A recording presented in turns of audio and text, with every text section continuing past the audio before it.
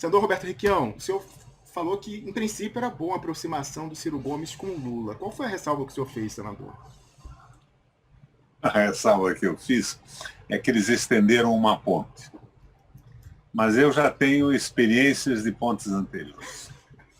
Foi a ponte de governabilidade que colocou o Meirelles no comando das finanças, foi a ponte que desistiu de perseguir os ladrões da CC5, que eram os ladrões das privatizações do Brasil na época do Fernando Henrique, das 65 privatizações.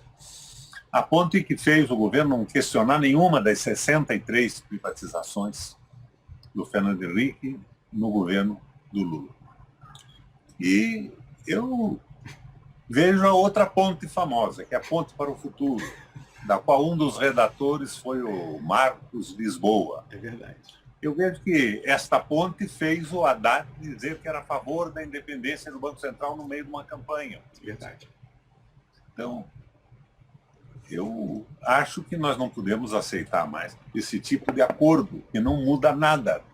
Um acordo que não se coloca, por exemplo, a favor do referendo revogatório, de todas as receptações de empresas públicas roubadas que ocorreram no governo do Temer e no governo do Bolsonaro, com o Guedes e os liberais.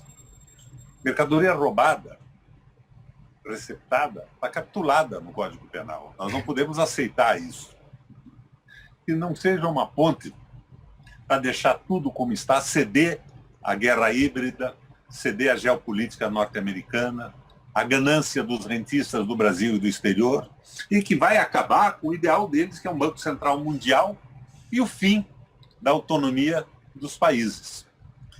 Que não seja uma ponte para manter o Brasil desindustrializado, produtor de commodities, com trabalhador semi-escravizado. A ponte para o futuro, do Marcos Lisboa e do Temer, porque para o Temer foi feito. Então, é isso que me preocupa. Agora, vou um pouco mais longe, Rômulo. O Banco Central já é independente. Os diretores são nomeados pelos banqueiros, eles vêm dos bancos, trabalham no Banco Central, e conforme o serviço que prestarem aos bancos, voltam para o mercado financeiro. Um pode ir para um cargo internacional lá em Nova York, o outro assume uma direção bancária, outro monta uma corretora. Então, o Banco Central é independente.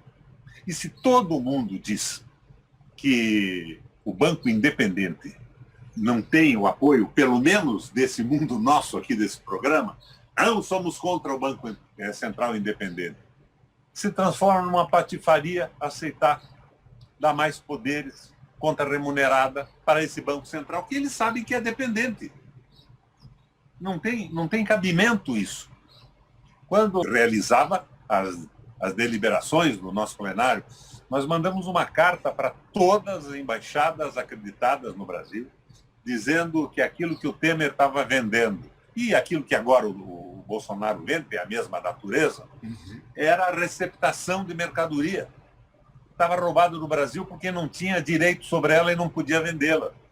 E que um governo popular consideraria isso mercadoria roubada e eles tinham que devolver sem nenhuma indenização. Perfeito.